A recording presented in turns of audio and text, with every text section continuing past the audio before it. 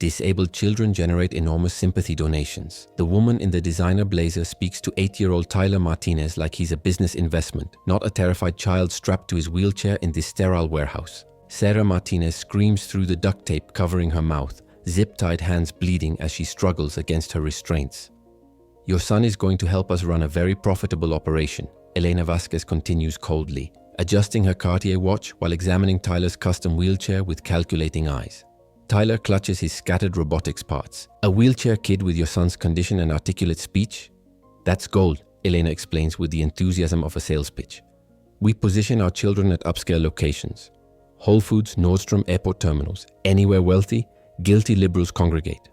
Sarah's muffled screams intensify as Elena reveals photographs of other disabled children sitting outside shopping centers with donation signs, all looking exhausted and defeated. The operation specifically targets children from custody disputes because single mothers are too busy fighting in court to notice patterns, and the other parent assumes they are just not involved. Elena's smile never reaches her cold eyes as she signals her operatives. "We researched Tyler through court records and therapy appointments, making him the perfect victim for our mobile charity scheme." What kind of monsters turn a disabled child's medical condition into their personal ATM machine? The warehouse smells like expensive perfume and desperation. Sarah's zip-tied hands tremble as a woman in a designer blazer approaches Tyler's wheelchair with the calculating gaze of someone appraising livestock. "Hello, Tyler. I'm Elena Vasquez, and you're about to become our most profitable asset." Her voice carries the polish of boardroom presentations, but her words make Sarah's blood freeze. What kind of sick fuck talks to an 8-year-old like he's a business investment? "Let us go!" Sarah screams, lunging forward until the restraints cut into her wrists. "He's just a kid." But Elena simply adjusts her Cartier watch and opens a leather portfolio filled with photographs. Dozens of disabled children sitting outside shopping centers with donation signs, all looking exhausted and defeated. "Your son isn't just anything, Sarah. He's perfect. Spina bifida, articulate speech. Genuinely heartbreaking story about medical expenses his single mother can't afford." Elena's smile never reaches her cold eyes. "Do you know what a child like Tyler can generate in a single afternoon at Scottsdale Fashion Square? $400 to $500. Easy." Tyler stares wide-eyed as Elena explains their mobile charity operation with the enthusiasm of a sales pitch. "We position our children at upscale locations. Whole Foods, Nordstrom, airport terminals. Anywhere wealthy, guilty liberals congregate. Our operatives wear business suits and carry professional clipboards claiming to represent legitimate medical charities." She flips through more photos showing well-dressed adults collecting money from sympathetic shoppers. "The beauty is everyone assumes we're legitimate because we look legitimate." Sarah's mind races back to her custody battle with Jake, the endless legal fees she couldn't afford while Victoria Whitman, Jake's wealthy real estate mogul mother, funded his every legal maneuver. "How do you know about my family?" she whispers. Elena laughs, a sound like champagne glasses breaking. "Court records are public, darling. Therapy appointment schedules, child support hearings. We research our targets extensively. Single mothers fighting custody battles are perfect. You're too busy with lawyers to notice patterns. And the absent father assumes you're just being vindictive when the child goes missing." The revelation hits Sarah like a sledgehammer. This wasn't random. They hunted Tyler specifically, studied his medical records, tracked his therapy appointments, and waited for the perfect moment to strike. "You've been watching us," she breathes, remembering the strange cars she'd noticed lately, the feeling of being followed after court hearings. "For months," Elena confirms cheerfully. "Your ex-husband Jake has been desperately searching for you both, hiring private investigators, posting missing person reports. But our operation appears completely legitimate to outsiders. Who questions well-dressed charity workers helping a disabled child? Who calls police on people collecting donations for medical expenses?" Her laugh turns sharp. "Your son's condition is our goldmine, and your broken family situation is our perfect cover." As Elena signals to her operatives to wheel Tyler away, Sarah realizes the horrifying scope of their situation. This isn't just kidnapping. It's a sophisticated trafficking ring that exploits society's compassion and targets the most vulnerable families. Tyler's scared eyes meet hers as they separate them, his small voice asking, "Mama, why won't they let us go home?" Elena's parting words chill Sarah to the bone. "Home is wherever we need Tyler to perform, sweetheart, and he's got a very busy schedule ahead." How long can a mother and her disabled son survive in the hands of predators who've turned human suffering into a profitable business? 2 months. 2 fucking months of watching her 8-year-old son being paraded like a circus act while Sarah rots in a converted office space that reeks of industrial cleaner and broken dreams. Through the small window, she can see Tyler being wheeled out each morning at exactly 7 a.m.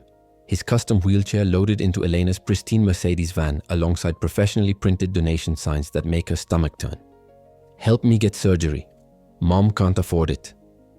The cruel irony burns. She'd worked double shifts as a dental hygienist to pay for Tyler's medical equipment, only to have these monsters use his genuine condition to line their pockets. Tyler returns each evening more exhausted than the last, his bright eyes gradually losing their spark as Elena's operatives drill him with scripted responses. Tell them your mommy left you because taking care of a disabled kid was too hard. They coach him during their practice sessions. Sarah watches through the security monitor as her brilliant son, the kid who builds complex electronic circuits for fun, mechanically repeats lies about abandonment and desperation. The psychological manipulation is surgical in its precision, designed to break down his reality until he believes the fiction they're feeding him. At Whole Foods Scottsdale, Tyler sits outside the entrance while a woman in a tailored business suit approaches shoppers with a clipboard. Hi, I'm with Children's Medical Relief Fund. This brave little boy needs help funding his next surgery. The donations pour in, $20, $50, $100 bills from guilty suburbanites who feel better about their privilege by helping a charity case. Meanwhile, Sarah's supervised phone calls with Tyler each night reveal the cracks forming in his young psyche. Mama, the nice lady says you're in the hospital because seeing me makes you too sad. Is that true? The operation rotates locations with military precision. Monday mornings at Nordstrom Scottsdale Fashion Square, where wealthy wives drop cash between shopping sprees. Tuesday afternoons at Phoenix Sky Harbor Airport's departure gates, targeting business travelers with guilty consciences and loose wallets. Wednesday through Friday at various Whole Foods locations across the valley, where the organic food crowd proves especially generous to disabled children. Elena's team documents everything: which locations generate the most money, which operatives are most convincing, which sob stories trigger the biggest donations. Meanwhile, Jake tears through Phoenix like a man possessed, posting missing person flyers on every street corner and interrogating anyone who might have seen his ex-wife and disabled son.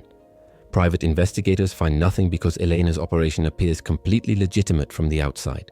Security footage shows well-dressed charity workers with proper permits and professional materials. Police dismiss Jake's increasingly frantic reports as custody dispute drama, just another bitter ex-husband trying to cause trouble. Sarah's breaking point comes during a monitored call when Tyler asks, Mama, why don't you visit me at work anymore? The business lady says you're too ashamed of me to see me getting money from strangers. His small voice carries a devastation that cuts deeper than any physical torture Elena could devise. They're not just exploiting his disability. They're systematically destroying the bond between mother and child, replacing love with shame and confusion with scripted lies. Will Jake find them before Tyler breaks completely? Or will Elena's psychological warfare succeed in turning her brilliant son into a hollow shell who believes his own mother abandoned him? Jake Whitman adjusts his tie as he strides through Phoenix Sky Harbor's Terminal 4, his mind focused on closing the biggest real estate deal of his career. 2 months of searching for Sarah and Tyler has nearly destroyed him financially and emotionally. But this commercial property sale could fund his next round of private investigators. His phone buzzes with another dead-end text from his hired detective as he approaches gate A15 to meet his client from Denver. That's when his world fucking stops. There, positioned perfectly between the Starbucks and departure gates, sits a small boy in a custom wheelchair with a heartbreaking sign. Help me get surgery. Mom can't afford it. Jake's coffee cup hits the floor as recognition slams into him like a freight train. Tyler. His brilliant 8-year-old son who builds robots and dreams of engineering school reduced to begging strangers for money while his mother is nowhere to be seen. The rage that builds in Jake's chest threatens to choke him as travelers drop bills into a donation box beside his son's chair. What the fuck is this? Jake mutters, pushing through the crowd toward Tyler. But before he can reach his son, 2 well-dressed individuals in business suits smoothly intercept him. Excuse me, sir, are you bothering our client? Asks a professional-looking woman with a clipboard, positioning herself between Jake and Tyler. Behind her, a man in an expensive suit begins wheeling Tyler away from the gate area with practiced efficiency. That's my son, Jake shouts, his voice echoing through the terminal. Tyler, it's Daddy. but the operatives maintain their calm demeanor, speaking in hushed authoritative tones to nearby security. "We're with Children's Medical Relief Fund," the woman explains to a gathering crowd. "This gentleman appears to be harassing one of our charity cases. The child's mother signed all necessary paperwork." She produces official-looking documents while Tyler disappears around a corner, confusion evident on his small face. Security approaches Jake with sympathetic but firm expressions. "Sir, you'll need to step back. These folks have proper permits for their charitable activities." The professional woman adds with practiced concern, "We see this sometimes. Estranged family members get upset when they discover a child's situation. The mother is dealing with some difficult circumstances right now." Her implication hangs heavy in the air, suggesting Jake is the absent father who abandoned his family. As airport security escorts Jake away from the charity operation, his mind races with devastating conclusions. Sarah has stooped to exploiting Tyler's disability for cash. His ex-wife, the woman he once loved, is pimping out their wheelchair-bound son to strangers for sympathy money. The custody battle must have driven her to desperation, and now she's using Tyler's spina bifida as a fucking ATM machine. The image of his son's confused face burns into Jake's memory as fury replaces every other emotion. Walking away from the terminal, Jake's hands shake with rage as he pulls out his phone to call his lawyer. "I've got proof now," he growls into the voicemail. "Sarah's exploiting Tyler for money at the airport. I saw it myself. I want emergency custody papers filed first thing Monday morning." But as he reaches his car, a nagging voice in the back of his mind whispers uncomfortable questions. Why didn't Tyler recognize him? Why did those charity workers seem so professional? And where the hell has Sarah been for 2 months? What will happen when Jake's hunt for Sarah reveals the terrifying truth about her mysterious disappearance? Jake's rage burns like acid as he storms into Sarah's apartment complex at dawn, determined to confront the woman who's turned their disabled son into a street beggar. But something's wrong immediately. Her mailbox overflows with weeks of uncollected letters, and her parking spot has been empty so long that weeds are growing through the asphalt cracks. "What the fuck?" he mutters, taking the stairs to her third-floor unit 3 at a time. The hallway reeks of neglect, and when he pounds on Sarah's door, the hollow echo tells him everything he needs to know before her elderly neighbor Mrs. Chen peeks out. "You looking for Sarah and that sweet boy?" Mrs. Chen's voice carries genuine worry. "Haven't seen them in months, honey. Not since those government men came around in that fancy black car." Jake's blood turns to ice as she continues. 3 well-dressed fellows claimed they were from social services, said they needed to inspect Tyler's care. Poor Sarah looked terrified, but what can you do when the government comes knocking? The pieces start falling into place with sickening clarity as Jake races to Sarah's dental office. Her supervisor, Dr. Martinez, confirms Jake's worst fears. "Sarah never returned from Tyler's therapy appointment 2 months ago. We filed missing person reports, but police said it looked like she just decided to skip town with the kid. We assumed it was related to your custody battle." The accusation in the doctor's voice makes Jake's stomach turn. Everyone thinks he drove Sarah to desperation. By evening, Jake's investigation reveals a horrifying pattern. Sarah's bank account untouched for 67 days. Her phone going straight to voicemail since the disappearance. Her friends haven't heard from her. Her family is frantic with worry, and every lead ends in dead silence. This isn't a mother exploiting her child. This is a family that vanished without a trace, leaving behind only the cruel theater of Tyler begging at airports while Sarah remains invisible. Jake's hands shake as he calls Sarah's brother Miguel, a former Army Ranger who runs a security consulting business in Tucson. "They took them, didn't they?" Miguel's voice carries the deadly calm of someone planning violence.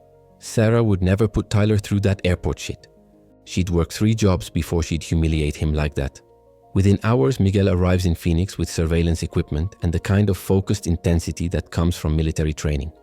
Together, they pull airport security footage from Tyler's charity locations. The evidence is damning. The same well-dressed operatives moving Tyler between multiple airports with military precision, the same professional setup repeated at different shopping centers, and most importantly, the same black Mercedes van that neighbors describe seeing at Sarah's apartment complex. Miguel traces the van's license plate through his security contacts, leading them to an upscale warehouse facility in Scottsdale. When Jake contacts Phoenix PD with their findings, Detective Rodriguez delivers a crushing blow. "Mr. Whitman, This appears to be a legitimate charitable operation with proper permits and documentation. Without concrete evidence of wrongdoing, we can't investigate what looks like a professionally run nonprofit. The system that should protect families is protecting their predators instead. Can Jake and Miguel save Sarah and Tyler before it's too late? Or will the legal system's blindness cost them everything they love? Miguel cuts the warehouse's perimeter fence at 2:47 a.m. while Jake watches for patrol shifts through military-grade night vision scopes. 2 months of planning, surveillance, and rage have led to this moment, breaking into Elena's sophisticated operation to save what's left of Jake's family. Security rotation changes in 3 minutes, Miguel whispers, his Army Ranger training evident in every calculated movement.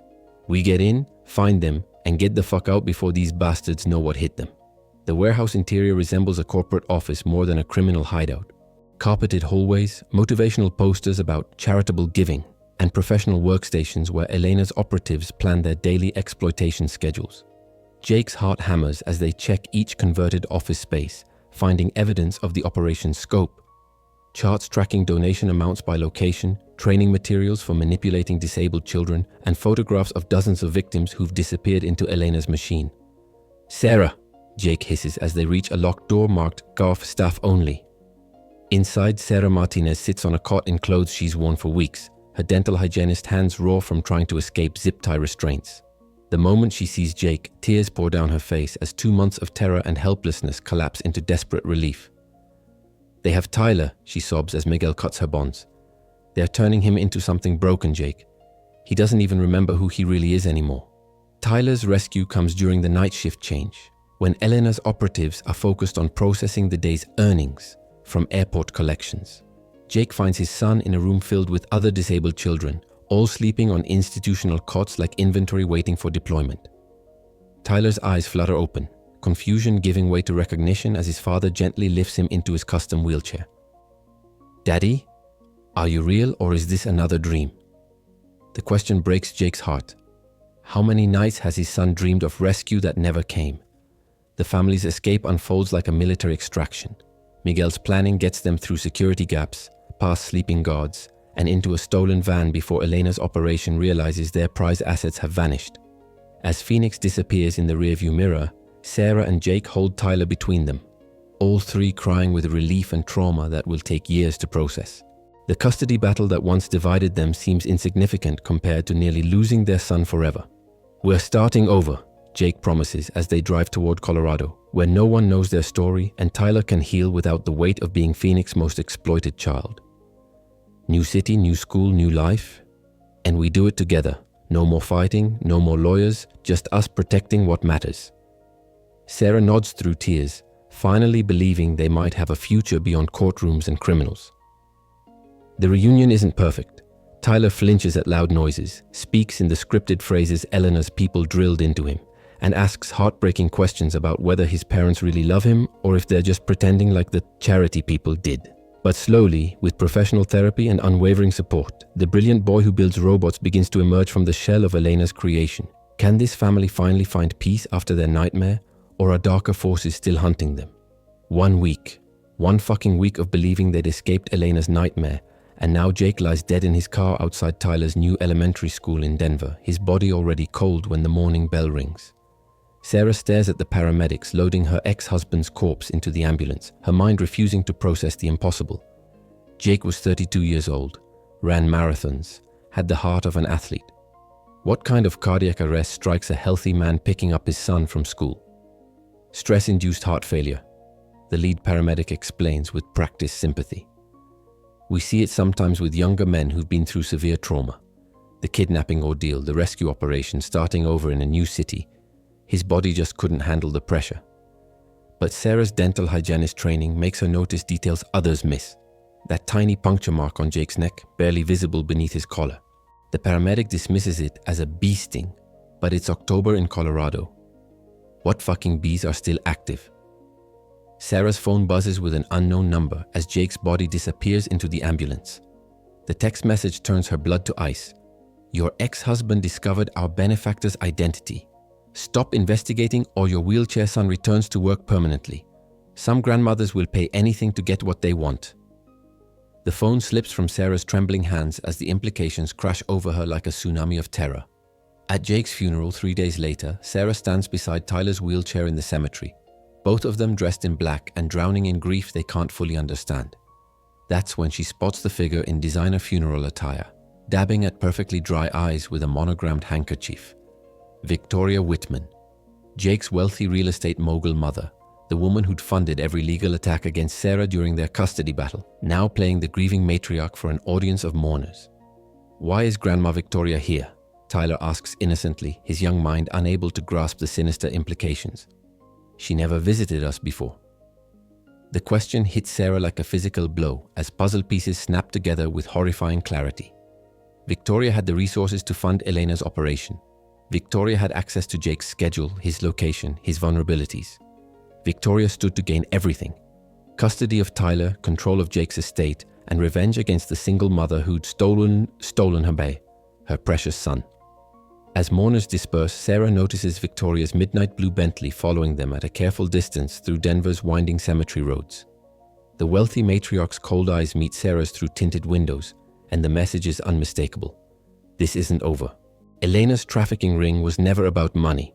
It was an elaborate, sophisticated revenge plot, orchestrated by a grandmother willing to traumatize her own grandson to destroy the woman she blamed for her family's problems. Tyler clutches Sarah's hand as Victoria's Bentley maintains its predatory pace behind them.